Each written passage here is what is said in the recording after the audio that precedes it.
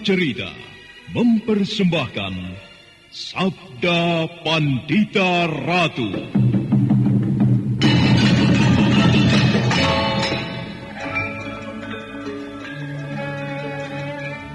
Jawablah, Ken Umang. Benarkah kau berada di belakang peristiwa ini? Tidak, Tuanku. Hamba tidak berada di belakang peristiwa yang baru saja terjadi. Kau tidak berbohong, Ken Umang? Baginda Tuanku tidak percaya kepada hamba. Jawab pertanyaanku. Kau tidak berada di belakang peristiwa ini? Tidak. Umang, aku minta jawab dengan kejujuranmu. Janganlah kau menimpakan sebuah kesulitan kepadaku. Jika sampai terjadi sesuatu pada Pangeran Pati, maka semua orang di Singasari akan menuduhku. Akulah sebenarnya yang melenyapkan Anusapati. Ayo, jawablah, Ken Umang. Baginda, hamba tidak mau Baginda bersikap kasar seperti itu kepada hamba. Hamba sudah menjawab bahwa hamba tidak berada di belakang peristiwa itu. Hamba mengatakan sebenarnya, hamba memang berkepentingan dengan lenyapnya Anusapati itu, karena ia akan menjadi duri di dalam daging hamba.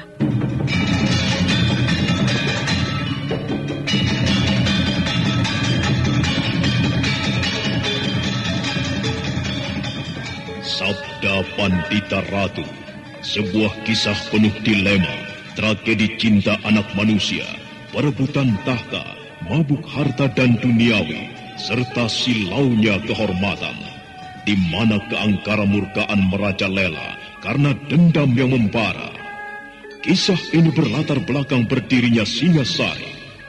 Ken Arok, dialah pemuda yang merekuk pahit getirnya kehidupan. Namun sebenarnya, dialah yang harus melaksanakan sabda-sabdanya. Perjalanan sengsaranya adalah awal untuk meraih keberhasilan, untuk menuju kejayaannya di saat Singasari berdiri.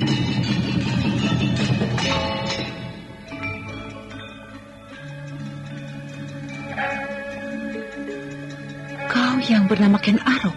Hamba, Tuan Putri. Hamba yang bernama Ken Arok. Dan kau pimpinan pemberontak itu? Hamba yang memimpin pasukan untuk menyerang Kediri. Karena merindukan lahirnya sebuah tatanan baru. Tatanan yang selama ini berlaku sudah tidak sesuai lagi. Hamba tidak keberatan jika Tuan Putri mengatakan hamba adalah pimpinan pemberontak. Kau yang telah berhasil memenangkan peperangan yang terjadi, Ken Arok. Kau yang sekarang menentukan nasib Kediri sekarang. Kau pula yang menentukan mati dan hidup suamiku, Baginda Kertajaya. Baginda masih hidup, Tuan Putri. Karena ada hal yang harus dikerjakan oleh Baginda esok pagi di alun-alun. Pada saat itu, Baginda akan mengumumkan kekalahan Kediri di hadapan segenap kaula Kediri. Kemudian menyerahkan kekuasaannya kepada hamba, Raja yang baru.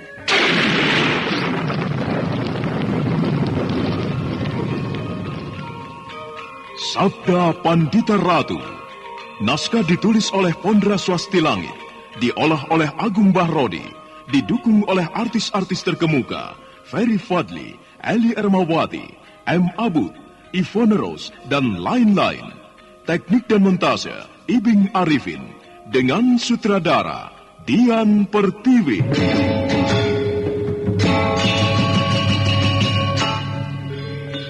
Sabda Pandita Ratu. Dalam episode ke-21 ini dengan judul Pelangi Tengah Malam.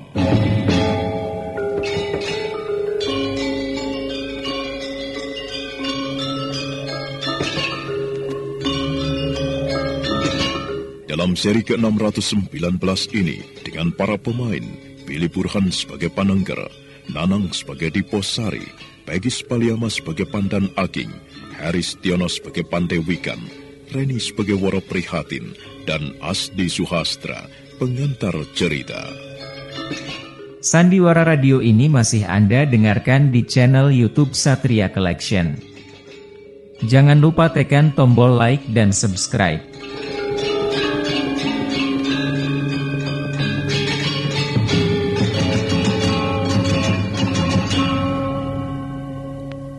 Pertanyaan yang dilontarkan Diposari itu membuat Ki Pandewikan kebingungan.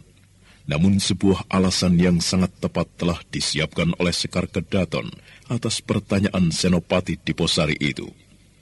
Senopati Diposari mengangguk-anggukan kepala, bertanda sedang mencerna apa yang akan disampaikan oleh Sekar Kedaton.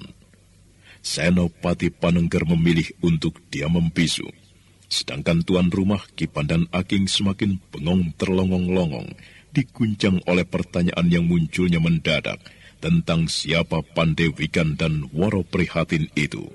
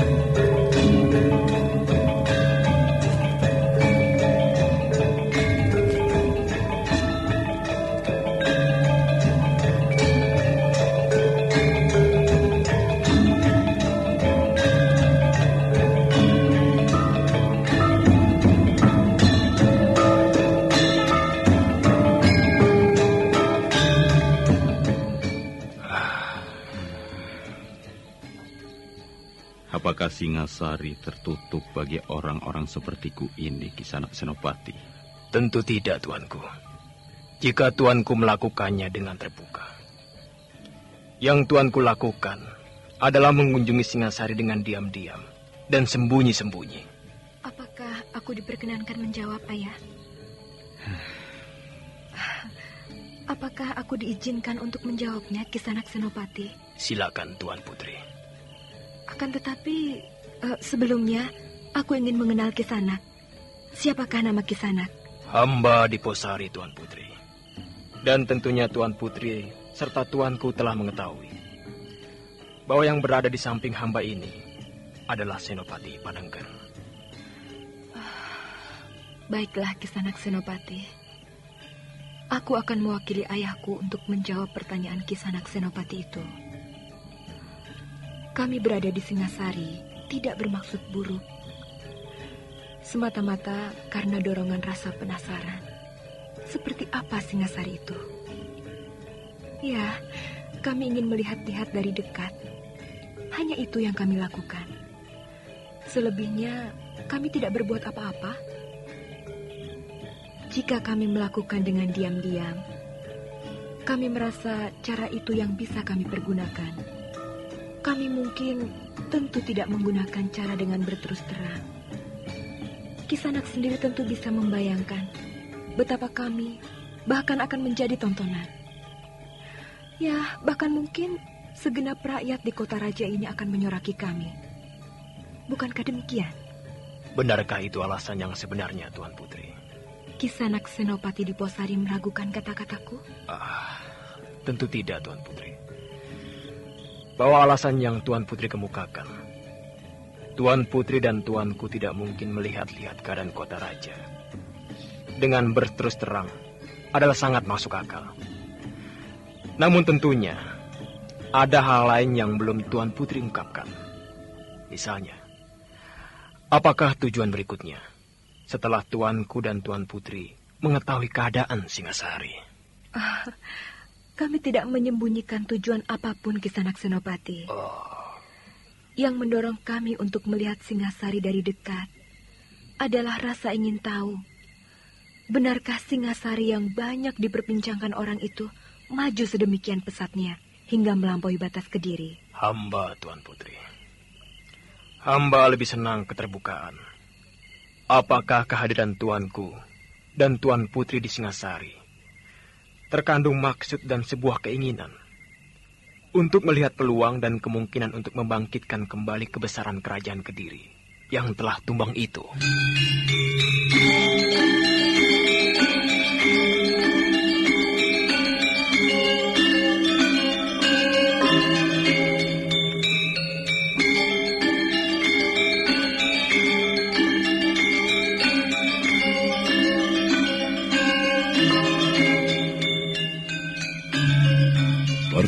kejadian itu benar-benar tidak diduga-duga sebelumnya oleh Woro Prihatin atau Sekar Kedaton Kediri. Gadis cantik yang membuat jantung Senopati Panengger berdebar-debar itu jadi terdiam, rona wajahnya membias merah. Senopati Diposari mengalihkan pandangan matanya pada Kertajaya. Ki Pandewikan nampak tersenyum penuh kearifan. Ki Pandan Aking yang memiliki rumah jadi kebingungan. Lelaki tua itu berdiri bersandar pada Saka. Tangan kanannya memeluk erat Saka itu, seolah takut kalau sampai terjatuh.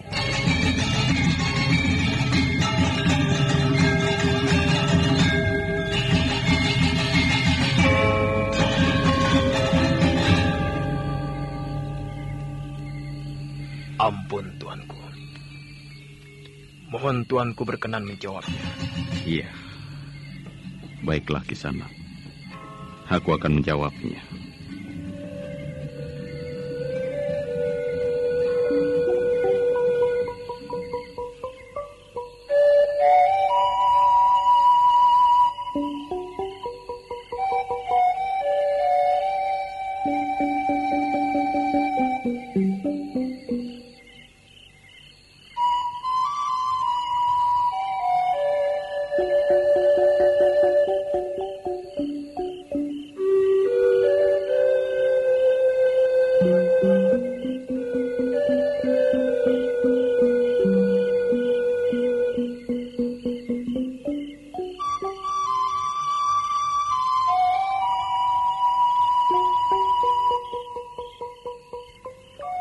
Sebagai pihak yang kalah, mungkin aku mengalami kesulitan untuk menerima kekalahan itu, Kisana Senopati Diposari. Kekalahan itu bagaikan mimpi buruk yang membayangi waktuku setiap saat, bukan hanya di saat tidur. Siapa yang tidak terguncang jiwanya mengalami peristiwa yang paling dahsyat atau paling luar biasa itu? Sebuah peristiwa yang besar, yang barangkali akan terus diperbincangkan oleh siapapun, oleh anak cucu, juga oleh umat manusia di masa mendatang, bertahun-tahun sebelum sekarang ini, bahkan mungkin beratus-ratus tahun yang akan datang.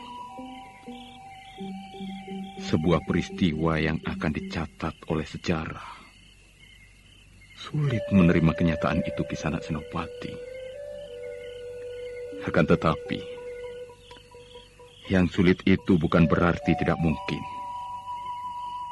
Yang aku alami, aku harus merasakan bagaikan benturan perasaan untuk menerima kenyataan itu dengan ikhlas. Yang sulit itu telah aku dapatkan.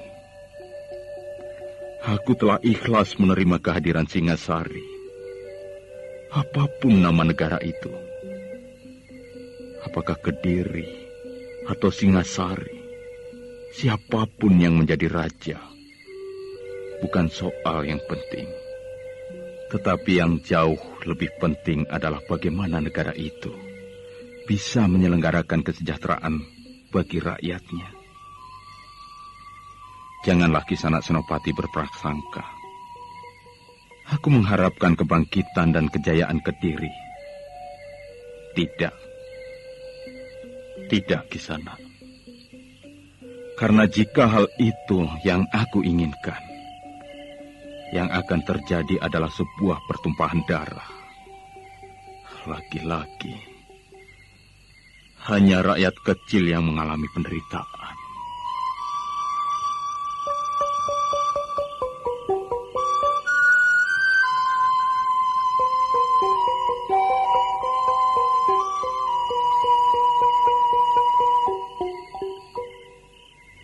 Kalimat demi kalimat mengalir rapi dari mulut Kertajaya, merasuk sedemikian dalam di hati Sanubari Senopati Diposari dan Senopati Panengger.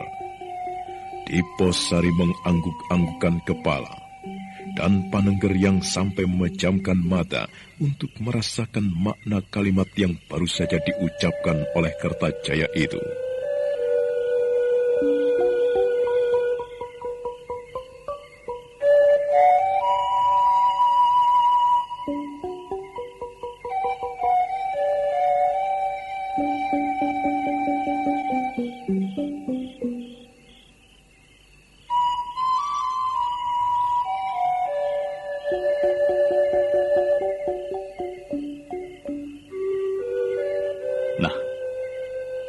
Kisanak Senopati Diposari,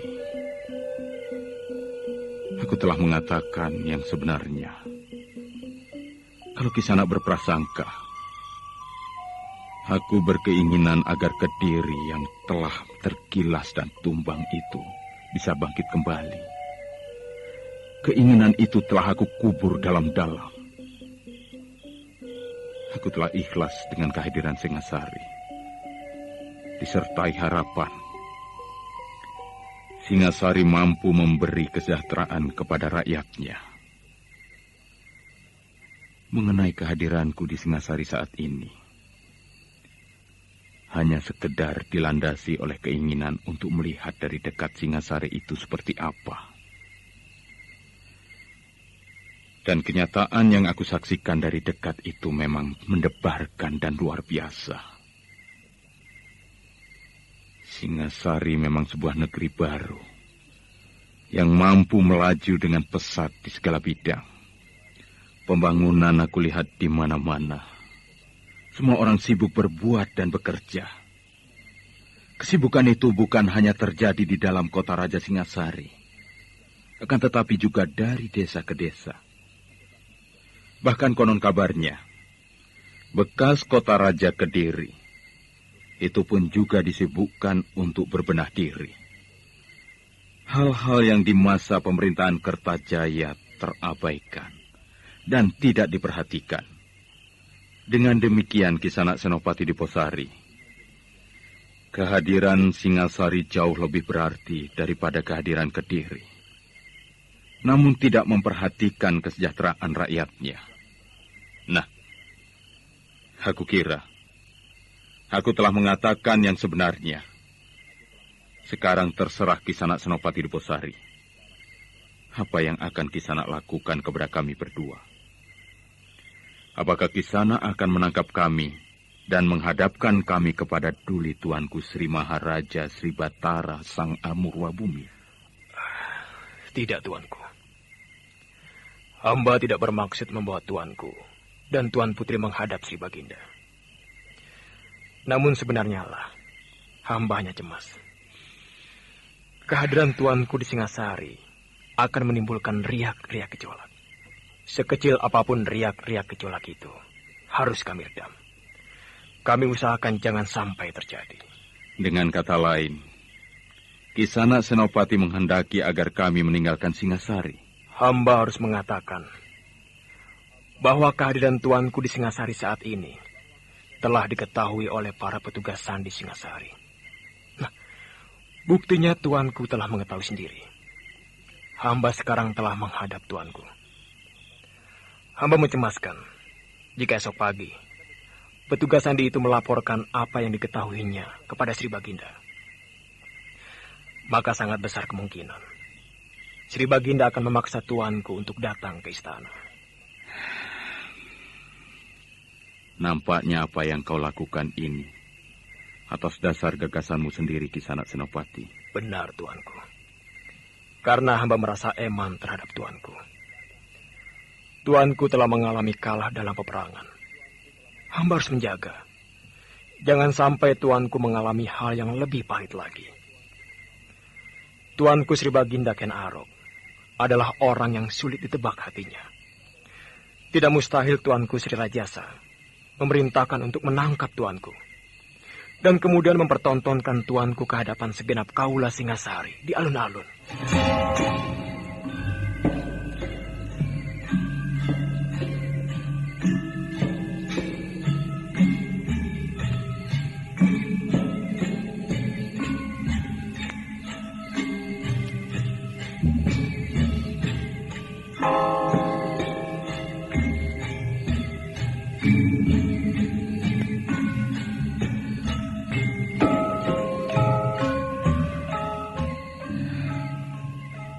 Baiklah, Kisanak Senopati Diposari. Aku melihat apa yang kau lakukan ini adalah untuk kebaikanku. Aku justru berterima kasih. Aku bisa mengerti alasanmu. Dan aku tidak keberatan jika pada malam ini pula aku dan anakku akan meninggalkan Singasari.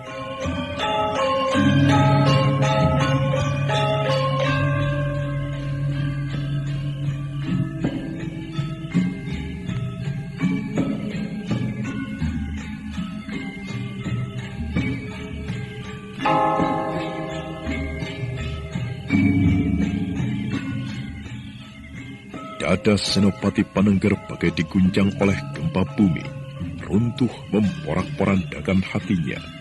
Yang dilihat di hadapannya saat ini adalah seorang raja yang terlunta-lunta setelah kehilangan kekuasaannya. Berjalan dari satu tempat ke tempat yang lain, dan belum puas beristirahat sejenak di Singasari, dihardik oleh prajurit untuk meninggalkan Singasari. Panengger melirik Woro prihatin. Gadis cantik bekas Sekar Kedaton itu hanya menundukkan wajahnya. Sementara Ki Pandan Aking yang kebingungan melihat kenyataan yang tidak terduga-duga itu, mulai bisa mengerti duduk persoalannya. Ki Pandan Aking mulai mengerti bahwa orang yang bernama Pandewikan yang telah diberinya kesempatan untuk menginap beberapa hari di rumahnya itu adalah Kertajaya, bekas Raja Kediri atau bekas rajanya sendiri.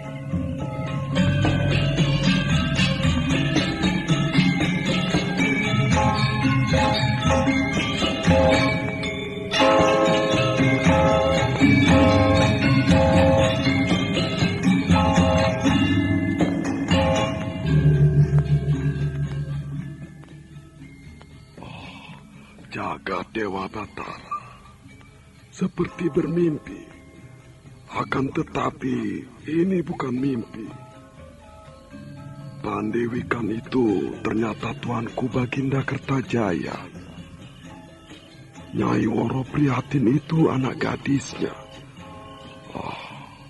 Berarti Nyai Prihatin itu Sekar Kedaton. Bagaimana ini? Rumahku telah ditempati seorang raja. Padahal sikapku kepadanya sungguh tidak sopan, tidak patut. Woro Prihatin. Iya, Ayah. Berkemaslah. Kita segera pergi. Baik, Ayah. Tuanku, ampunilah hamba. Hamba sungguh tidak mengerti. Jika tuanku adalah Sri Baginda Kertajaya, ampunilah hamba, tuanku. Selama tuanku berada di rumah hamba ini, hamba berlaku kurang sopan. Kyai Pandan Aking, aku bukan lagi seorang raja. Aku sekarang menjadi kaula biasa, seperti kau. Derajatku sama dengan derajatmu. Kau tidak perlu merasa bersalah. Dewa, betapa bodohnya aku. Mataku tidak bisa melihat siapa yang berada di depanku. Ampunilah hamba, tuanku. Uang sewa rumah itu harus hamba kembalikan, tuanku. Hamba merasa tidak patut menerimanya. Ampuni hamba, tuanku. Tidak perlu, Kyai Pandan Aking. Uang itu uangmu. Kau justru membuatku kecewa kalau uang itu kau kembalikan kepadaku. Piye iki?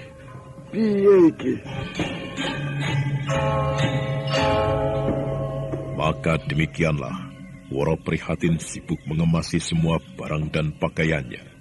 Senopati Panengger menjadi gelisah. Senopati Panengger kebingungan. Tetapi Senopati Diposari tanggap terhadap kegelisahan temannya itu. Adi Senopati Panengger. Bagaimana, Kakang? Kembalilah kau ke rumahku. Di rumah ada kereta yang bisa kau pergunakan untuk mengantar tuanku Kertajaya keluar dari wilayah kota Raja Singasari ini. Baik, Kakang. Kisanak Senopati Diposari. Aku sudah berterima kasih karena Kisanak telah bersedia memberikan peringatan kepadaku.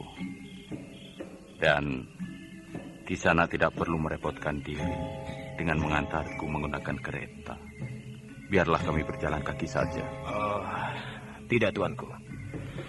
Tuanku akan mengalami kesulitan jika melintasi gerbang kota raja. Tuanku bisa ditangkap jika para prajurit curiga. Maka biarlah Adi Senopati Panengger mengantarkan tuanku ke tempat yang aman. Nah, tunggu apa lagi, Adi Panengger? Baik, Kakang.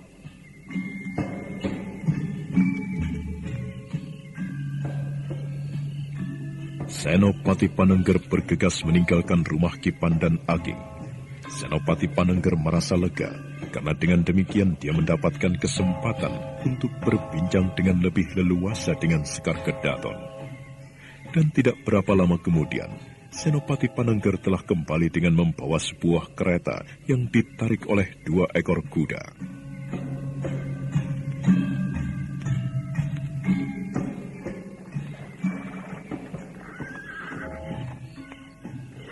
Sudah siapkah engkau, Panengger? Sudah, Kakang. Aku sudah siap. Nah, antarkanlah tuanku Kertajaya sampai di tujuan yang dikendaki. Silakan tuanku. Silakan Tuan Putri Sekar Kedaton.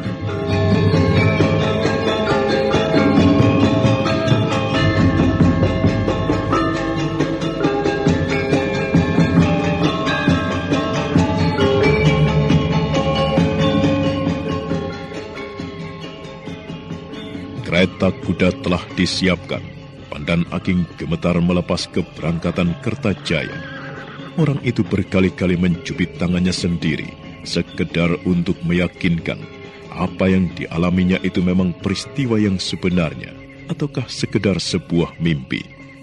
Cubitan di lengannya itu dirasakan sakit, dan Pandan Aking itu akhirnya meyakini bahwa yang terjadi itu benar-benar sebuah kenyataan, bukan mimpi.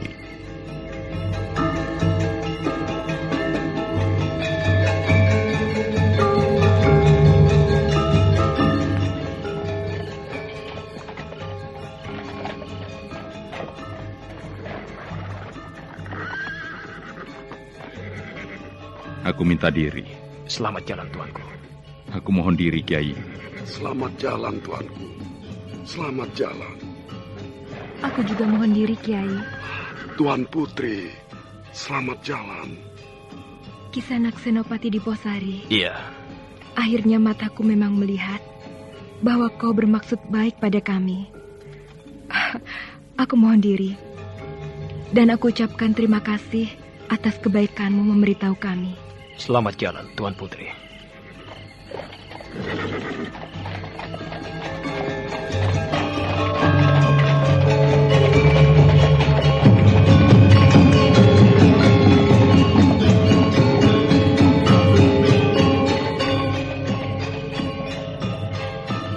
Tuan.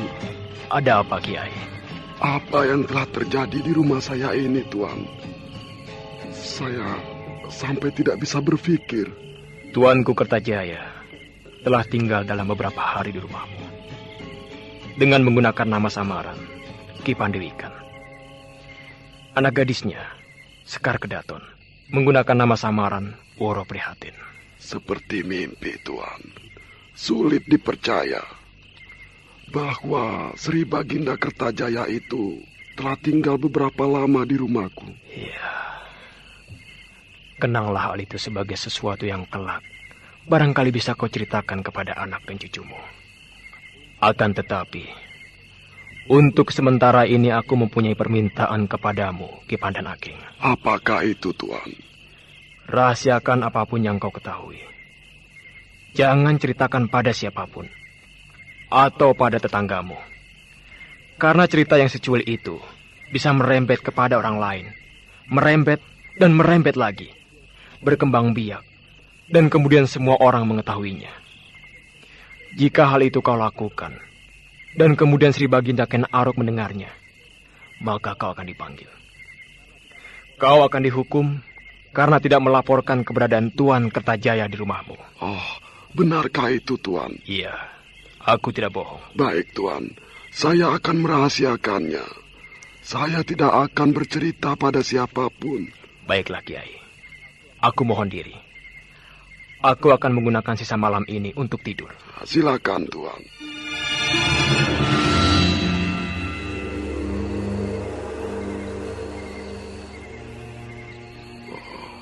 Baginda Kertajaya telah berkenan tinggal beberapa hari lamanya di rumahku.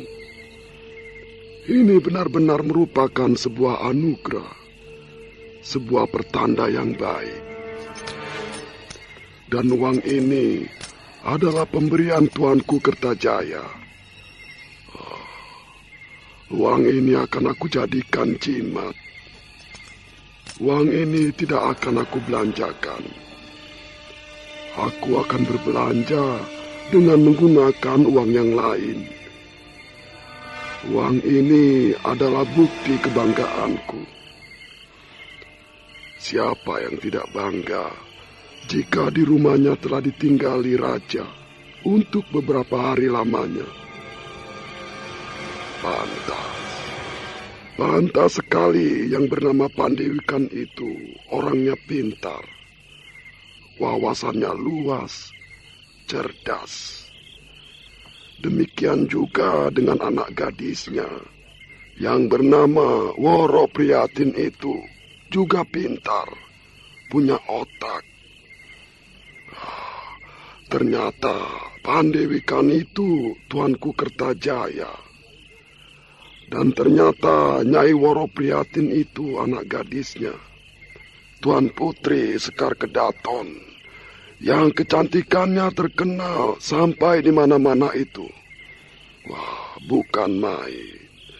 Mimpi apa aku sebelumnya menerima anugerah yang sedemikian besarnya ini. Uang ini akan aku jadikan jimat. Jimatku, jimat kekayaanku.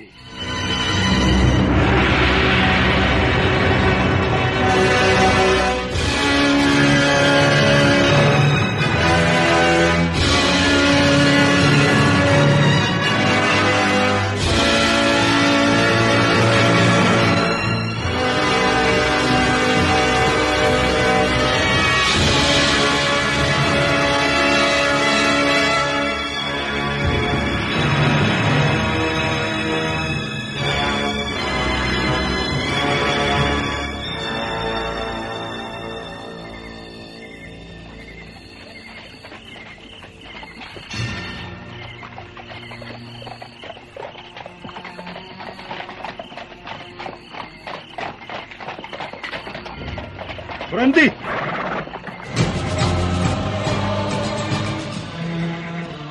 Siapa yang berada di dalam kereta?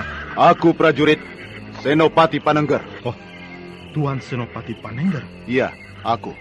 Akan kemana malam-malam seperti ini, Tuan? Aku disusul keluargaku. Aku harus pulang karena ayahku sakit. Siapa yang menyusulmu, Tuan? Pamanku dan adik sepupuku. Kami tidak melihat mereka masuk batas wilayah Kota Raja. Baru saja paman dan adik sepupuku datang melalui pintu gerbang selatan. Buka pintu regol itu, prajurit. Aku tergesa-gesa. Senopati Panengger yang lewat. Buka pintu regol itu. Baik.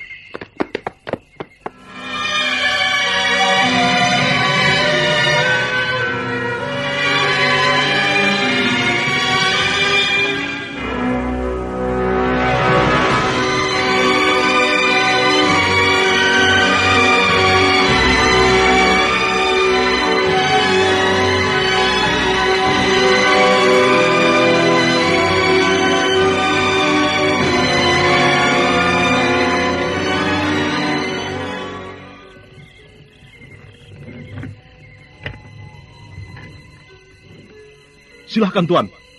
Pintu regol sudah terbuka. Terima kasih. Saya doakan semoga ayah Tuan Senopati Panengger sembuh sakitnya demikian Tuan datang. Terima kasih. Ya. Sandiwara Radio ini masih Anda dengarkan di channel YouTube Satria Collection.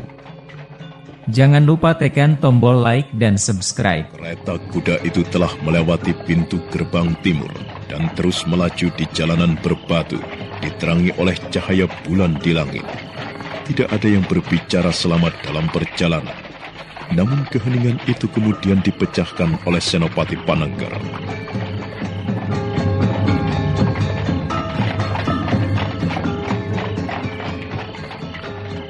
Ampun, Tuanku.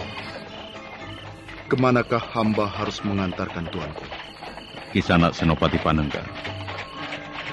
Sebenarnya aku lebih senang jika Kisanak menganggapku Pandewika, bukan lagi Kertajaya. Kertajaya itu sekarang sudah tidak ada lagi. Aku sekarang bukan seorang raja. Hamba tidak mungkin memperlakukan Tuanku Kertajaya seperti itu, Tuanku. Baiklah. Terserah kau, Kisanak Panengger. Akan tetapi aku merasa aku sekarang bukan seorang raja. Aku tidak pantas lagi menerima penghormatan yang tidak seharusnya aku terima. Bagi hamba, tuanku tetaplah tuanku Kertajaya. Hanya nasib saja yang menyebabkan keadaan tuanku seperti sekarang ini. Ampun tuanku. Apakah hamba mengantarkan tuanku ke rumah yang berada di dekat sungai itu? Bagaimana Prihatin? Kemanakah kita akan pergi? Kita pulang ke rumah yang berada di dekat sungai itu. Sebaiknya jangan, Ayah. Lalu kemana? Kemanapun terserah Ayah. Nampaknya kita akan melakukan perjalanan tanpa tujuan, Prihatin. Kau telah mendengar sendiri kisah Panengger. Iya, tuanku. Kami tidak tahu kemana tujuan kami. Dan Kisana boleh menghentikan kereta sampai di sini. Selanjutnya, biarlah kami melanjutkan perjalanan dengan berjalan kaki. Hamba yang tidak sanggup membayangkan tuanku menempuh perjalanan tanpa tujuan. Hamba tidak akan tega melepaskan tuanku dan tuan putri begitu saja. Selama ini, kami berdua telah mengalami yang kau cemaskan itu, Kisana Panengger. Kau tidak perlu mencemaskan aku. Ampun tuanku. Apakah hamba diperkenankan mengajukan usul? Apakah usulmu itu? Tidak jauh dari tempat ini, hamba mempunyai orang tua. Orang tua hamba tentu tidak keberatan jika tuanku tinggal di sana untuk beberapa saat lamanya. Itu terlalu merepotkan. Tidak, tuanku. Tidak. Tidak merepotkan. Hamba baru lega dan ikhlas melepas kepergian tuanku jika sudah menentukan arah yang jelas. Arah mana yang akan ditempuh. Baiklah. Jika memang itu kehendakmu, aku tidak keberatan.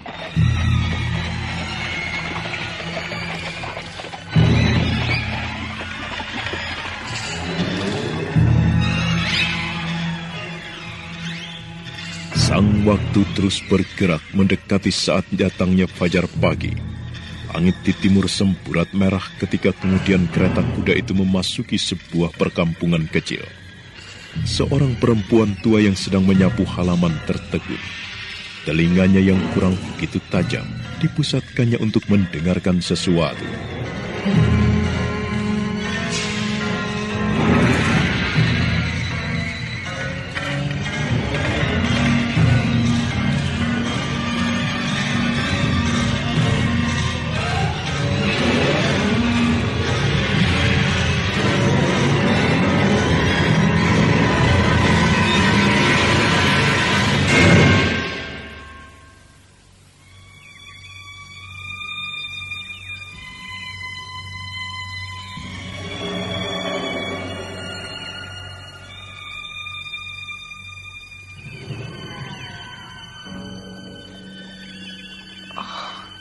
Benarkah aku mendengar suara kereta kuda di pagi ini?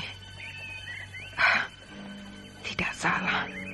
Aku benar-benar mendengar suara kereta kuda.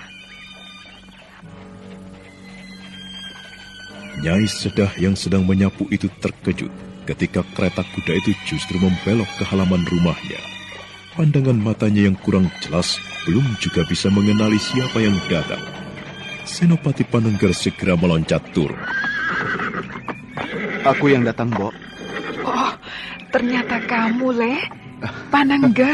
Benar, Mbok. Suara kereta kuda yang masuk ke perkampungan ini adalah sebuah pemandangan yang janggal dan jarang terjadi. Aku tidak menyangka kalau penunggang kereta kuda itu ternyata kamu. Kereta kuda adalah sebuah kendaraan yang mahal. Kau sudah membelinya, Le? Kereta kuda ini bukan kepunyaanku, Mbok. Aku meminjam dari seorang teman. Simbok, aku pulang untuk mengantar seorang tamu yang membutuhkan pertolongan. Tamu kita ini akan tinggal di sini mungkin dalam beberapa hari, Mbok. Oh, mari, silahkan ke sana. Aku persilahkan untuk naik ke pendopo. Monggo.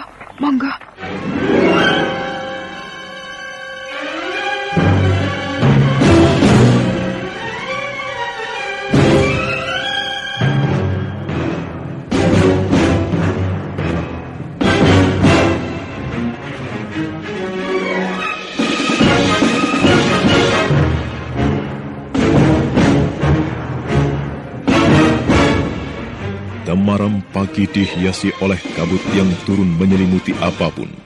Udara terasa dingin, namun langit di arah timur nampak semburat kemerahan, mewartakan bakal datangnya sang surya.